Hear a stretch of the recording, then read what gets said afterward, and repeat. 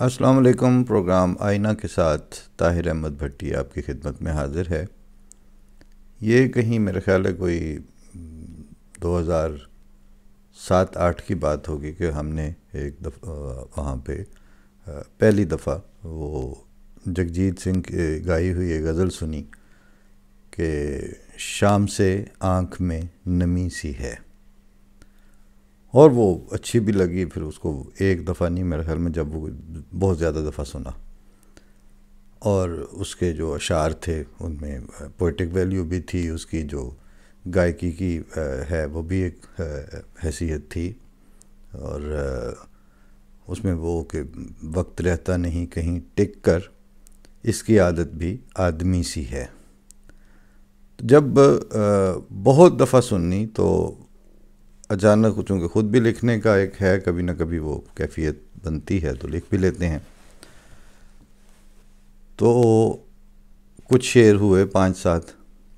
تو میں نے وہ یہ کہہ کے پہلی دفعہ سنائے اپنے دوستوں کو کہ وہ جگجیت سنگھ نے جو غزل گائی ہے اس میں کچھ شعر تھے جو رہ گئے تھے، مجھے لگا کہ یہ بھی ہونے چاہیے تھے، تو وہ پھر میں نے لکھ دیے ہیں۔ تو ایک تو آپ کے منہ کا ذائقہ بدلنے کے لیے، کیونکہ آپ کافی دنوں سے کافی وہ گھمبیر سی اور زیادہ سخت اور زیادہ سنجیدہ، تو خیر ہر بات ہوتی ہے، سنجیدگی نہیں ہو تو ہمیں بات کرنے کی ضرورت کیا ہوتی ہے، لیکن یوں سمجھیے کہ جیسے پریشان کن کیفیات کے اوپر بات کرتے کرتے وہ بندے کے اپنے اندر بھی وہ چیز سرایت کر جاتی ہے، تو اس لیے تھوڑا سا وہ ذائقہ بدلنے کے لیے وہ شعر جو اس وقت اس غزل میں اسی زمین اسی بحر میں تھے، تو ہم نے بھی اس میں کوئی 5-6 شعر لکھے، جو ہمارا خیال یہ تھا کہ یہ شعر رہ گئے تھے تو چلیں ہم بھی عرض کر دیتے ہیں۔ یہ 2 مئی 2008 کی ہے، اور یہ تھے کہ دل کی اب جان پر بنی سی ہے، دل کی اب جان پر بنی سی ہے، وقت رخصت کی جاں کنی سی ہے، دھوپ صحرا کی واجبی سی ہے، چھاؤں اس زلف کی گھنی سی ہے، دھوپ صحرا کی واجبی سی ہے، چھاؤں اس زلف کی گھنی سی ہے، اور زندگی کی پہاڑ راتوں میں گفتگو اس کی شبنمی سی ہے، زندگی کی پہاڑ راتوں میں گفتگو اس کی شبنمی سی ہے، خواب در خواب ہیں اجالے سے، آنکھ در آنکھ چاندنی سی ہے، اور تمکنت کا بھی کچھ جواب نہیں، دل کی حالت بھی دیدنی سی ہے، تمکنت کا بھی کچھ جواب نہیں، دل کی حالت بھی دیدنی سی ہے، اور ان کہی سی ہے داستان جمال، ان کہی سی ہے داستان جمال، بات جذبوں کی ان سنی سی ہے، اور چاپ در چاپ آ رہے ہیں خیال، چاپ در چاپ آ رہے ہیں خیال، بس کسی خواب کی کمی سی ہے، دل کی اب جان پر بنی سی ہے، وقت رخصت کی جاں کنی سی ہے۔ یہ کیوں تلازمہ خیال کیسے ڈیولپ ہوا؟ کل ہم وسعت اللہ خان صاحب کا پروگرام سن رہے تھے، ذرا ہٹ کے جو ہے، وہی ایک پروگرام ہے جو کچھ جس پہ آپ کہہ سکتے ہیں کہ وہ ذرا ہٹ کے ہے، تو وہ اپنے نام کو جسٹیفائی کرتا ہے، اور ویسے بھی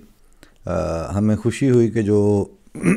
زیادہ تر وہاں پہ پروگرام جب مین سٹریم میڈیا کے اپلوڈز کیے جاتے ہیں وہاں پہ مختلف، تو دیکھتے دیکھتے ہی چند گھنٹوں میں وہ کوئی 50,000 دیکھا گیا، کوئی 60,000، کوئی 80,000، تو جب دن گزرتے ہیں کچھ 2-3 دن تو پتہ چلتا ہے کہ وہ 261 کے اور پتہ نہیں کتنے، مطلب لاکھوں میں پھر اس کو دیکھنے والے ہوتے ہیں۔ یہ ایک ایسا پروگرام ہے ذرا ہٹ کے جو ہے کہ اس کو دیکھنے والے 2-4 دن میں 5-7 ہزار 8 ہزار اس طرح ہی ہوتے ہیں، ہفتے میں، یعنی اگلے پروگراموں تک آنے تک یہ ان کے جو ویورشپ ہے وہ یہاں تک رہتی ہے. اسپانسر بھی ہوتا ہے، مونیٹائز بھی ہوتا ہے، اور اس میں اشتہارات بھی چلتے ہوں گے کچھ، اس میں جو بھی سلسلہ ہے. لیکن یعنی پاکستان میں جو سب سے زیادہ سکہ بند صحافتی ادارہ ہے قیام پاکستان کے بعد سے لے کے اب تک، وہ یہی ہے، ڈان گروپ جو ہے. اور انہوں نے ہی اپنے صحافتی اصولوں میں ڈسکریمنیشن اور جھکاؤ اور انکلینیشن سے دامن کو میکسیمم بچانے کی بھی کوشش کی. اور اسی میں ایسے پریسیپیٹیٹ بھی ہوتے گئے نام اور لوگ اچھے کام کرنے والے، جو کہ کاتا اور لے دوڑی کے مصداق بھی نہیں تھے، اور پھر ان کا کچھ اپنا ذاتی زندگی میں بھی، ان کے بیہیویئرز میں، ان کے برتاؤ میں ایک خاص نشست و برخاست بھی ہوتی تھی، ایک رکھ رکھاؤ بھی تھا، اور وہ اس کو دیکھتے چلے آ رہے ہیں عرصے سے ہم بھی. بلکہ افسوس ہوا کہ ان کا جو بند ہو گیا ہے اب منتھلی میگزین ہیرلڈ ایک زمانے میں آپ صرف مہینے میں وہ پڑھ لیں تو آپ پورے جو خطے کی جو کرنٹ ایشوز ہیں وہ آپ کی فنگر ٹپس پہ آ جاتے تھے، اور بہت سی باتیں آپ کو قبل از وقت بھی پتہ چل جاتی تھی. مثلا مجھے یاد ہے ایک، بلکہ اس کا سرے ورق بڑا کاؤنٹ کرتا تھا. وہ جب بینظیر کی پہلی دفعہ 88 والی بنی جو گورنمنٹ، تو وہ جب گئی ہے تو اس سے ذرا پہلے جو ہیرلڈ تھا، ہمیں تو ذاتی طور پر تو نہیں آتا تھا میرے پاس، لیکن خلافت لائبریری میں ریگولر آتا تھا، اور ہم وہاں پھر پہنچ کے اس کو پڑھا کرتے تھے. تو ہیرلڈ کا جو اس گورنمنٹ جانے سے ذرا پہلے کا فرنٹ پیج تھا، اس کا ٹائٹل وہ یہ تھا کہ ایک جگہ پہ دیوار پہ جیسے الیکشن کمپین میں پوسٹر لگے ہوتے ہیں، تو وہ پوسٹر بینظیر کے الیکشن کمپین کا بڑا سا وہ لگا ہوا تھا، اور جیسے وہ گوند سے چپکا جاتے ہیں، اور بڑی سال خورتا سی کسی دیہاتی علاقے کی گاؤں کی دیوار تھی. وہ پورا ماحول، ظاہر ہے آرٹسٹ کا تو یہی ہے کہ اس نے چھوٹی سے چھوٹی جزیات میں پیغام دینے ہوتے ہیں. تو وہ پوسٹر لگا ہوا ہے، اور پورا پوسٹر لگا ہوا، اور ایک کونے سے اس کا جو کونا ہے وہ یوں اکھاڑا جا رہا ہے. اکھاڑا پہ میں عرض کروں کہ جیسے ٹکٹ لفافے پر سے اتاری جاتی ہے یا اکھاڑی جاتی ہے، اس کے لیے صادقین نے ایک اپنی مضامین کا مجموعہ صادقین کا چھپا، مشہور مصنف تھے، اپنا آرٹسٹ تھے پاکستان کے. تو وہ لسانیات میں بھی بہت اچھا انپٹ ملا اس سے. ظاہر ہے جن کی اپنی زبان ہوتی ہے ان کا بولنے اور اس کو الفاظ کے استعمال کرنے کی جسٹیفیکیشنز بھی وہ بتاتے ہیں. تو وہ کہتے ہیں کہ مجھے لفافے پر سے ٹکٹ کو جو اکھاڑا جاتا ہے یا اتارا جاتا ہے، اس کے لیے در حقیقت اصل اردو کا لفظ کیا ہوتا ہے تو کہتے ہیں وہ میری دادی یا گھر کی کوئی بڑی، انہوں نے بتایا کہ اس طرح جو اتارا جاتا ہے اس کو اچیڑنا کہتے ہیں، الف چے یہ ڑے اور نون الف نا. تو وہ لفظ ہم نے بھی پہلی دفعہ اس وقت پتہ چلا کہ وہ جو ٹکٹ اتارنا ہے وہ اتارنا نہیں، وہ ٹکٹ اچیڑنا اسے کہتے ہیں. یہ بھی میں نے کہا چلیں ایک ہمارے علم میں تھا تو ناظرین کو بھی بتا دوں. تو وہ پوسٹر اچیڑا جا رہا تھا، اور کوئی 3 مہینے کے بعد وہ گورنمنٹ ظاہر ہے ہٹ گئی. کئی سال کے بعد ہم ہیرلڈ کے تھے جو ایڈیٹر ان چیف بدر عالم بھٹی، لیکن ہم وہ خالی اتنا ہی لکھتے تھے بدر عالم. تو ان سے بات کی کہ میں تو اس وقت سے فین ہوں جب سے آپ کے ساتھ ملاقات نہیں بھی تھی، مجھے پسند ہے آپ کا اس کے رائٹ اپس جو ہیں اور اس میں جو تجزیاتی مضامین آتے تھے، اور اب یہ بند ہو رہا ہے تو افسوس ہو رہا ہے. اور اس کی ایک اپنی روایت تھی، اور وہاں پر تو جن ترقی یافتہ ملکوں کے نام لیتے ہوئے آپ کی زبانیں خشک ہوتی ہیں کہ وہ جی وہاں یہ ہوتا ہے، یورپ میں ایسے ہوتا ہے، امریکن ڈیموکریسی کی یہ ویلیوز ہیں، اور جمہوریت کو یوں کر دیں. تو ان ملکوں میں تو اگر کوئی ایسا ادارہ جس کی کوئی 5 دہائیوں یا 4 دہائیوں پہ ان کا کوئی کنٹریبیوشن ہو تو وہ اس کو نہیں مرنے دیتے. سو مچ سو کہ اگر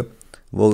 یونیورسٹی کے اسٹوڈنٹس جو ہیں وہ چند جگہوں پہ اگر کچھ مرغابیاں آتی تھیں اور ان کی ایگزسٹنس کو خطرہ ہو تو وہ وہاں پہ پورے سٹ ان اور دھرنے اور جلوس ہوتے ہیں کہ جناب ان کو کیسے بچانا ہے، اور پھر ان کے وائس چانسلر بھی ان کا ساتھ دے رہے ہوتے ہیں، پھر وہ حکومتوں کو بتاتے ہیں کہ نہیں یہ کام کرنا ہے جناب ہم نے، اور بڑی آرگنائزڈ کیمپینز چلتی ہیں ان کے لیے۔ لیکن آپ کے دیکھتے دیکھتے ہمارے ہاں وہاں پہ ہیرلڈ جو ہے وہ صفحہ ہستی سے وائپ آؤٹ ہو گیا، اور کسی نے نہیں دیکھا،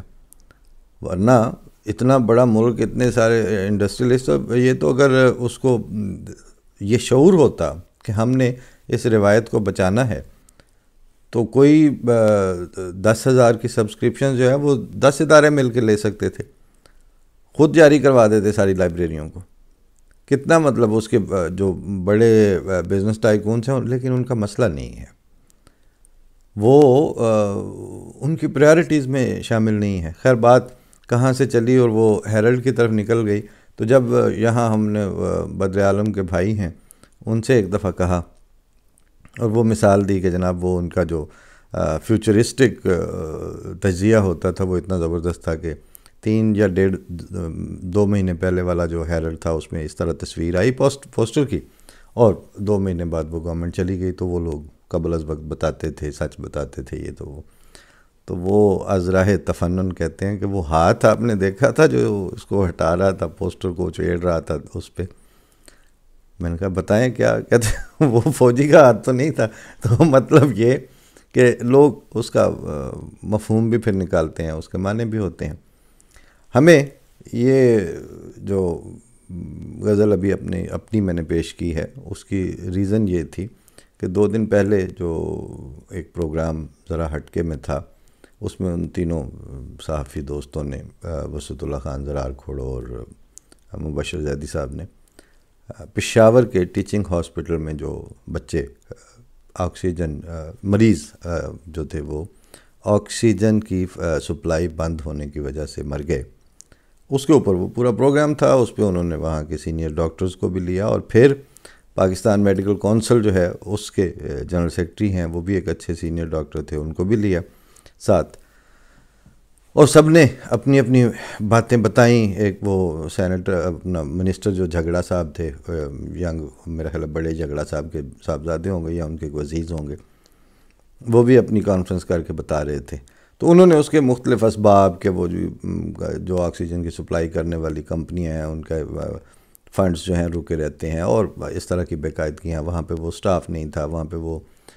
جو ٹیکنیکل ہینڈڈ لوگ تھے وہ نہیں تھے۔ آخر پہ وسعت اللہ خان صاحب نے یہ بھی بتایا کہ بھئی 8 سال کے اعداد و شمار میں اس سے ملتے جلتے واقعات جو ہیں پچھلے 8 سالوں میں اتنی جگہ ہو چکے ہیں، سروسز میں، لاڑکانہ میں جو انکوبیٹر میں بچے مر گئے، اور ہر دفعہ انکوائریاں بھی بیٹھیں، ہر دفعہ تحقیق بھی ہوئی، ہر دفعہ اس کو کہا بھی گیا کہ جناب آئندہ یہ ہم اس میں بہت کچھ سیکھا ہے اور فلاں فلاں، لیکن ہوا کچھ نہیں۔ تو یہ وہ غزل تھی جو میں نے علامتاً کوٹ ان کوٹ، مطلب وہ میں نے ان 3 جگجیت سنگھ صاحبان سے جب سنی تو اچھی بھی لگی، تو پھر مجھے بار بار سننے کی وجہ سے پھر خیال آیا کہ اچھا اس میں کچھ شعر رہ گئے ہیں۔ ایک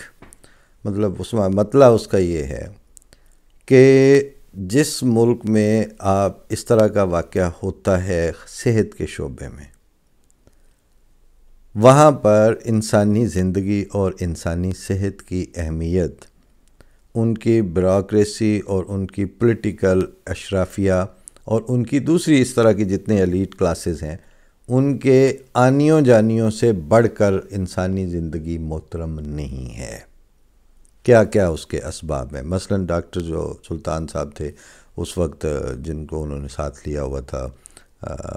پاکستان میڈیکل کونسل کے جنرل سیکرٹری بھی تھے، اچھے پڑھے لکھے مہذب آدمی تھے، اور ایسے اعداد و شمار دے رہے تھے وہ کہ مثلا انہوں نے کہا کہ میں نے تجویز کے طور پر یہ خط لکھا سینٹ کو بھی، قومی اسمبلی کو بھی، اور سپریم کورٹ کو بھی، یا اس طرح اداروں کو، کہ ان کو پابند کیا جائے کہ یہ پاکستان سے باہر جا کے یہ اور ان کی فیملی علاج نہیں کروائیں گے، یہ یہاں کے ہاسپٹل سے علاج کروائیں، تو ان کو خود ہی اس وقت چونکہ ضرورت پڑے گی، پھر ان کو پتہ ہوگا کہ ان کی خستہ حالی کا کیا لیول ہے، پھر یہ کہ وہاں اگر باتھ روم جانا پڑے تو باتھ رومز کا کیا حشر ہوا پڑا ہے، وہاں پر جو سٹاف ہے وہ کتنا ٹرینڈ ہے، وہاں کا جو ٹیکنیکلی جو پیرامیڈکس ہیں ان کی کیا حالت ہے. تو یہ ساری چیزیں جب ان کا وہاں ایکسپوجر ہوگا تو ان کو پتہ ہوگا. جس طرح ڈاکٹر صاحب نے مثال دی کہ کسی جگہ پہ کسی منسٹر نے یا وزیر اعظم نے جس علاقے کا دورہ کرنا ہو تو اس طرف کی جو ٹوٹی ہوئی سڑک ہے وہ اسی راتوں رات کارپیٹڈ روڈ بھی بن جاتی ہے اور سارا لش پش نکل آتا ہے، نظام چمکی ہوتی ہیں ہر چیزیں. تو اگر ان کو یہ باؤنڈ کیا جائے تو ہو سکتا ہے ایسا ہو جائے. تو وہ بہت اچھا انپٹ تھا. لیکن ایک چیز جو ہمارے 2 پینیز تھے وہ یہ کہ 7 سال ہو گئے ہیں مجھے یہاں پر مختلف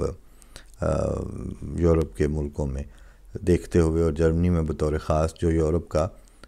آبادی کے لحاظ سے بھی بڑا ملک ہے اور وسائل اور اپنی جو جسے کہتے ہیں سوشل اینڈ پولیٹیکل اور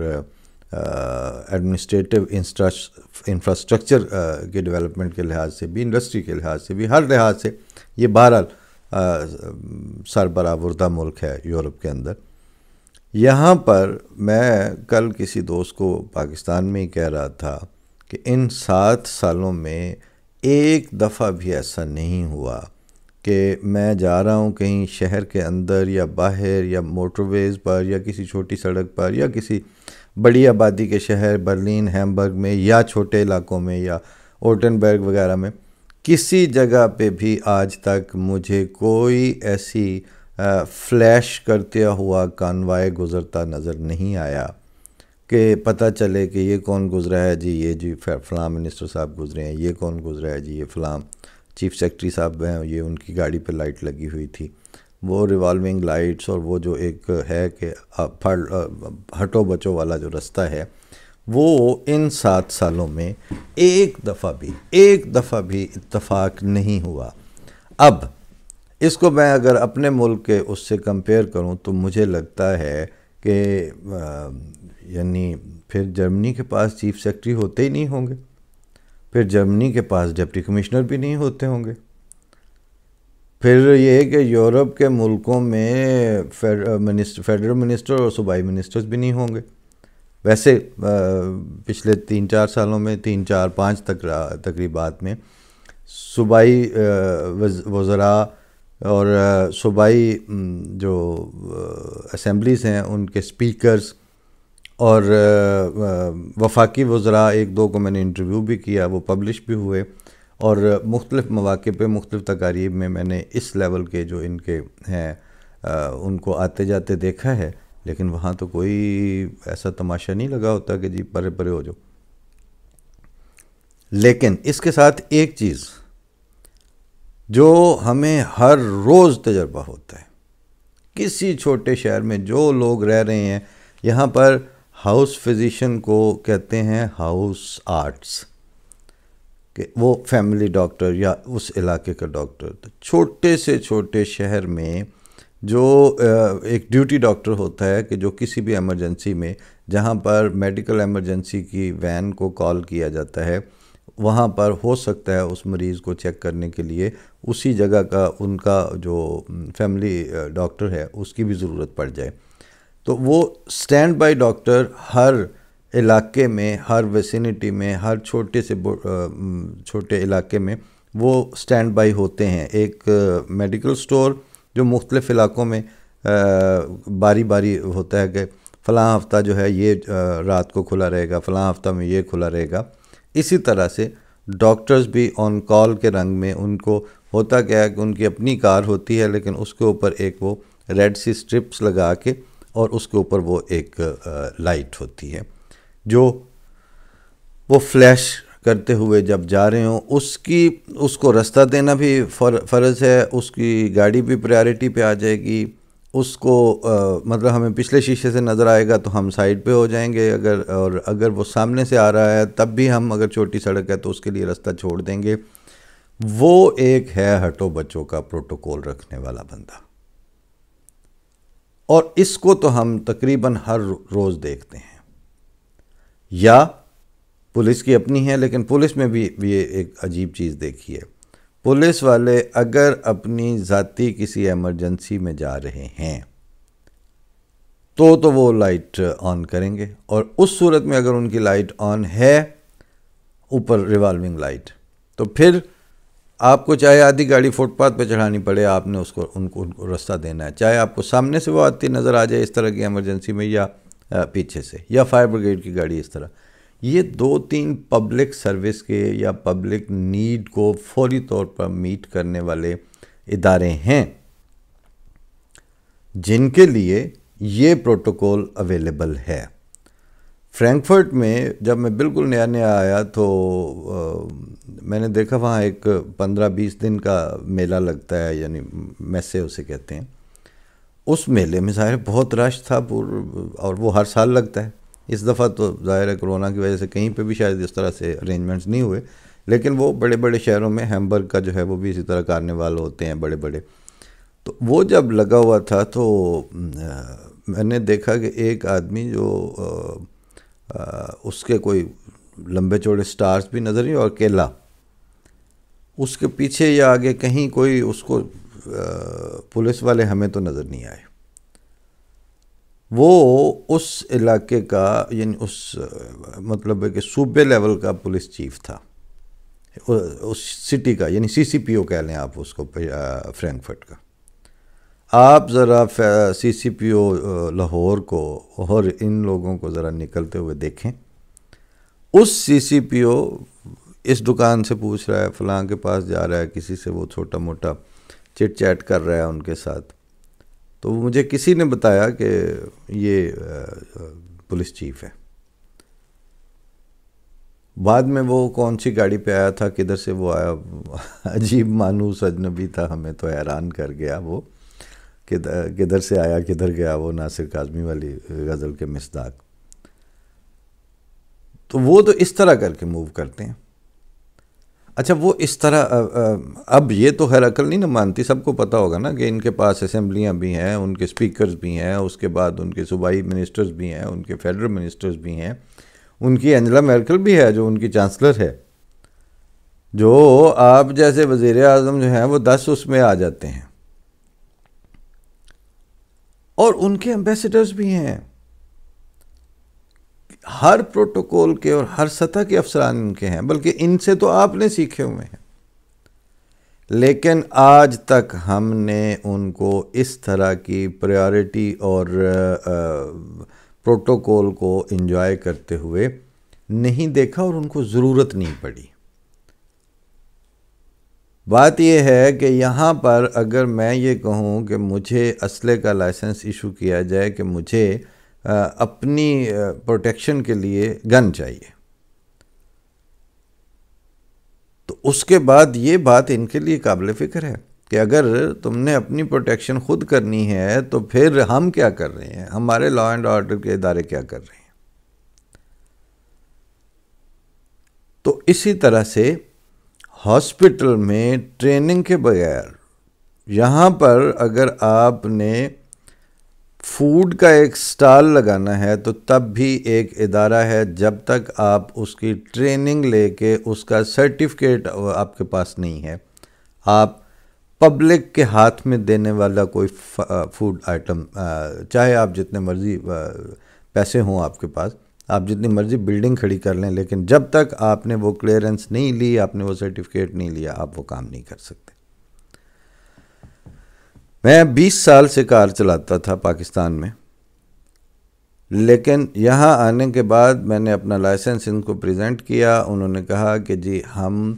آپ سے یہ لسٹ ہے وہ 300 سوالوں کی، ان کو آپ انگریزی میں بھی اویلیبل ہیں، ان کو آپ دیکھ لیں، یاد کر لیں، اس کے بعد اس میں سے آپ امتحان دیں، 90% آپ اس میں سے نمبر لیں گے ہماری تھیوری کے، اس کے بعد ہمارا پروفر، مراد یہ ہے کہ وہ جو فائنل کرتا ہے، وہ آپ کی کار میں پچھلی سیٹ پہ بیٹھ کے آپ کی ڈرائیونگ کو دیکھے گا، وہ پاس کرے گا تو ہم آپ کو گاڑی چلانے کی اجازت دیں گے۔ گاڑی چلانے کی اجازت مل گئی شروع میں۔ اس کے بعد میں نے کہا کہ یہ میں پبلک سروس والی گاڑی جاب کے طور پر ویکینڈ پہ چلا لوں، کہتے ہیں اس میں ہمارا یہ قانون ہے کہ جس بندے کی یورپ میں یا اس نے لائسنس کیا ہو، پوری ٹریننگ اس کی یہاں کی ہو، میری جو کہ یہاں کی نہیں تھی، میرا پچھلا لائسنس تھا۔ دوسری صورت میں آپ نے اگر اب یہاں پر گاڑی چلانی شروع کی ہے تو آپ کو جب تک 2 سال نہیں ہو جاتے اس وقت تک آپ کو صرف